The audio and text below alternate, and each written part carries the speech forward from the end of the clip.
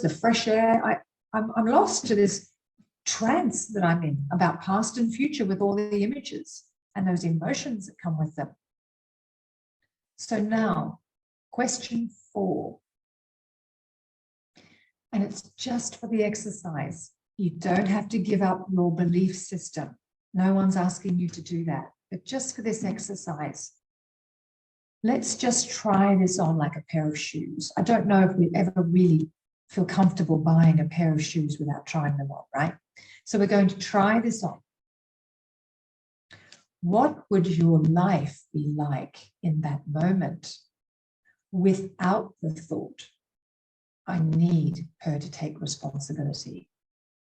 I need her support. I need him to say sorry. I need them to give me some space. What would your life be like if you just couldn't think that thought and just wait? Give yourself some peace to wait and see what mind will give you.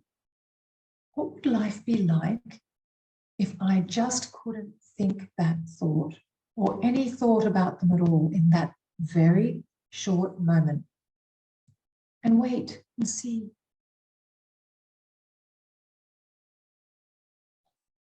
Give it a try now. Let's just see what you come up with. Just for the experience, the exercise. As I said, you can have your thoughts back. It's okay. But let's see what it's like. For those of you who very kindly answered, what would it be like for you, Jacqueline, if you couldn't think, I need her to take responsibility? And what would it be like for you, Joy, if you just couldn't even imagine thinking, I need her support? And Patricia, what would your life be like without the thought, I need him to say sorry? And Tone, what about you without the thought, I need them to give me space? Let's just wait and see what happens, okay? Just breathe. See yourself in that situation without that thought. And let's see if any of you can come and share what you feel. If anyone can write what they feel without that thought.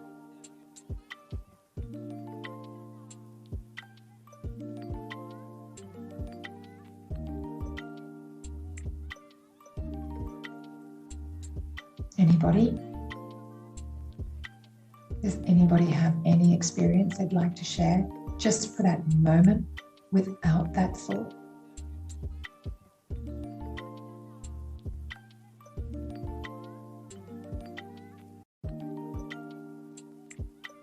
Just for the moment.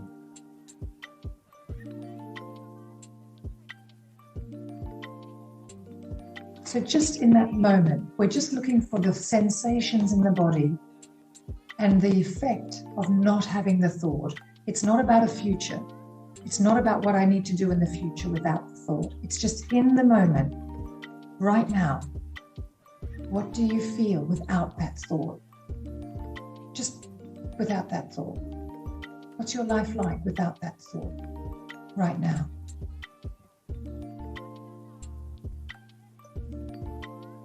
No forcing. Yeah. So my experience without the thought is that I feel a gentle energy come back. I feel a very open, gentle energy where I come out almost of there. Yes, Faith. I just see Neil and I feel relief. Yes, that's right. You're back in your business. This is the effect of being in your business. Yes, Joy, relaxed. Me too. I feel like, I can just let go of it for a little bit, you know? It's just like all that tension has released just by not even thinking that thought. I'm alone, enjoying my me time. Yes, Tone, there you go. You don't need them to give that to you. Absolutely. Back in my business. Yes, Patricia, I feel happy. Me too. The more I'm in someone's business, wanting them to do something that I have no control over, the worse I feel. It's just a waste of time and energy, and it brings me pain. Who wants to stick their hand in the fire every single day saying I should be able to put up with this? Please. Yes, Victoria, free and happy, without the thought.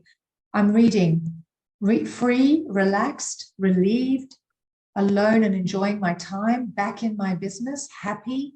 There you go. It's not a trick. It's what the mind does when we're in someone's business, wanting them to do something, wanting them to say something, and out of their business when we're just not wanting that at all, just not thinking that thought at all. It's a totally different experience. So now the final step, which is not to be done before the beginning, okay? We do question 1, and then if it's a yes, we do question 2, and then we move on to question 3, which is huge, everyone. It's important to get in touch with the way I feel with the thought. It's painful. We can cry. We can feel all the anxiety, but it's critical for us to break free of it. We have to look at that effect. Then what are we like without that thought? And look at the difference. And I'm not doing that to you, and you're not doing that to me. This is mine saying, hang on a minute, I'll just push that over there for a bit and just experience life without it. So now we're going to turn it around and see what happens. So I want her to support me. We're going to turn it around to ourselves. I want me to support me. In that moment, for me to be happy, I want me to support me. Because when I step out of my garden, my business, my life, and I'm in yours, I abandon me. I stop supporting me. No one can hurt me like I can. No one. It's not your job to hurt me. It's mine. I am the only one who can. Because while I'm expecting you to be different for me, I'm losing myself. I've lost myself. So I want me to support me. Could that possibly be truer? I have to scroll up to see what the chat was. I want me to support me. I want him to say sorry to me. I want me to say sorry to me. I want me to say sorry to me for putting myself through so much, for treating myself so small, for feeling so inadequate and so shameful, for feeling so so against myself. I want to say sorry to myself. I want to apologize to myself for abandoning me, for giving up the support that I needed to give myself, for relying on him to make me feel better. The very person who chose to walk away, I want him to make me feel better. Doesn't that sound a little crazy? I can do that. I can say, Trish, I forgive you for feeling so badly about you. I forgive me for feeling so badly about me and not respecting me and not taking care of me in that moment.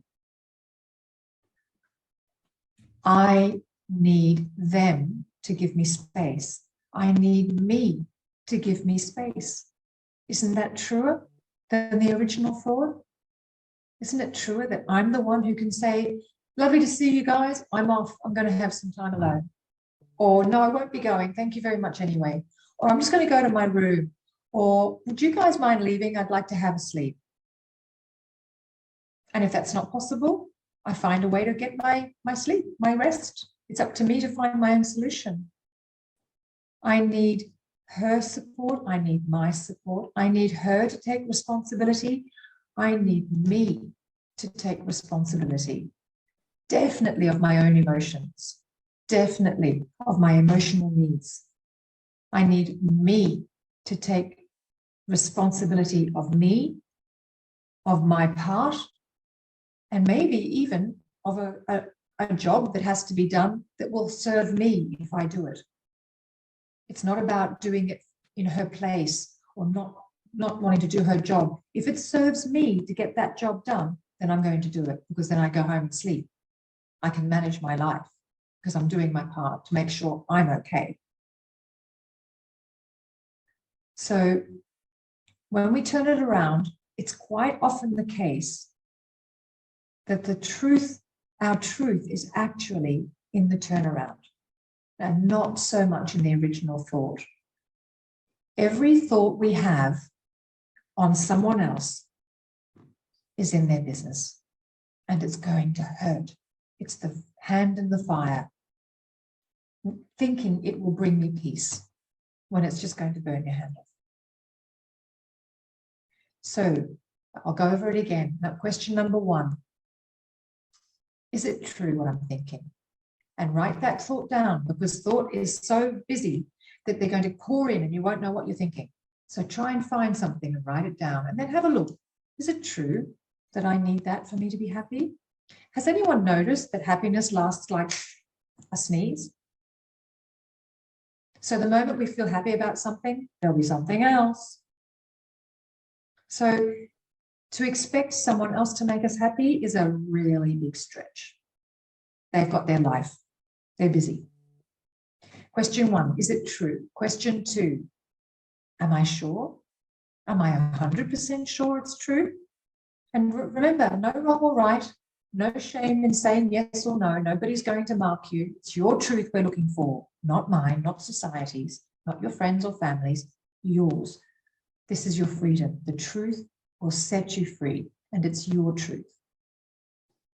The third question, how do I show up in life? How do I react? How do I feel? What happens to me when I'm believing that thought? How do I react when I believe that thought? And have a good look. See yourself through someone else's eyes. Meet yourself when you're not feeling your greatest. See what it's like. And then, what would I be like without that thought? What would my life be like without that thought? And feel it. Give yourself time. Feel it. Experience it. This is not a trick. This is not a game. This is not a little thing. You matter, and it starts here. So what would I be like without that thought?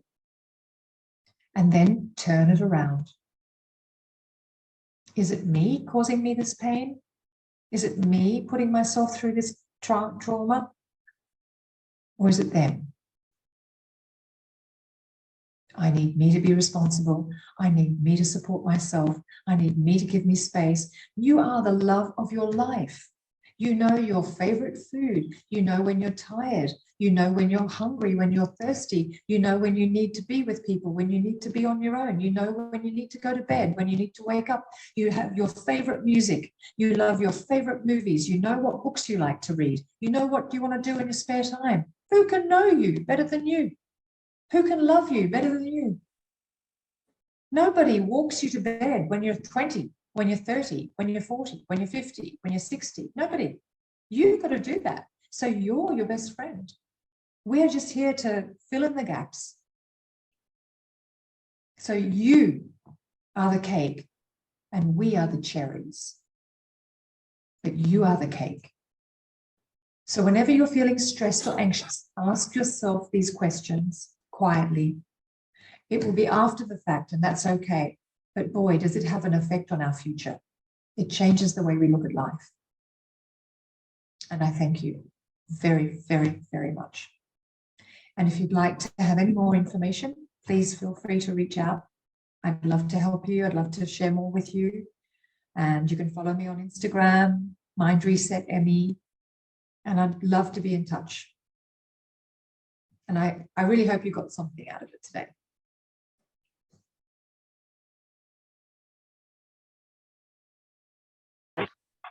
Oh, thank you. No, turn it around. Okay, everybody, you're saying I am amazing. Turn it around. I am amazing. I am amazing. Because who's listening?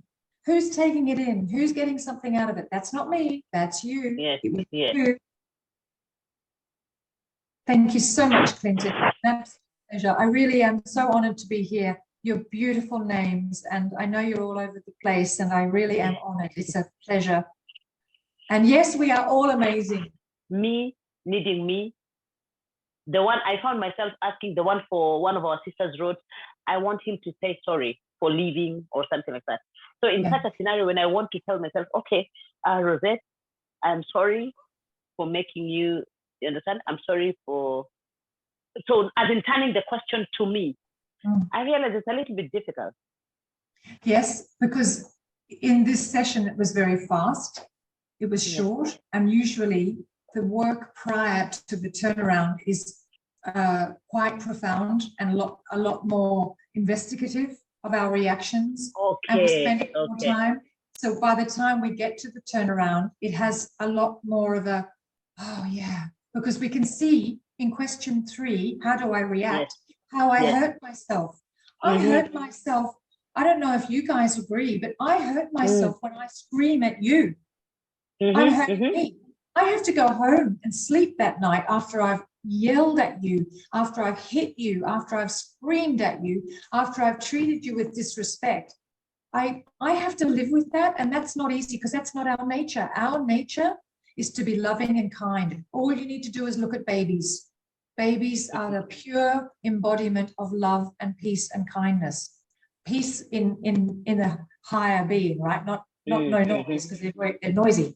But they're love. They're just love. We just love them. And they don't have to do anything for it. They poo on us, they pee on us, they vomit on us, they keep us up at night, they scare us because they get sick, but we love them.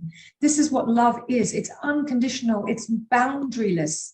And that's what we actually are as human beings. Our nature is that. But ego jumps in, and all of a sudden, I'm not happy with you, and you're the cause of my pain and suffering. But if we get really still and we can see that I'm hurting myself with these thoughts, it hurts me to think badly of you. And the reason I'm hurting is because actually I love you. I want it to be different. I want it to be different. And I can't get in touch with that love because I've got all these reasons to stop loving you. And it's not working. I actually love you. The bottom line is, when we're angry with our parents, for instance, we just love them. We love them anyway. They could have done terrible things to us, but we love them. And we love our friends and our family and anyone we're in touch with. We love them. We can't stop it. That's our nature. We want to forgive them and we can't. We can still forgive them and not be with them. We can still forgive them and walk away. I've been divorced. I said to my ex-husband, I love you and I'm leaving. And I meant it. I loved him and I was leaving because I will not put up with the certain things that happened in our relationship. Doesn't mean he's a devil. It just means he wants one thing and I want another. So who's wrong? Nobody, just different. He's growing flowers and I'm growing vegetables. Different.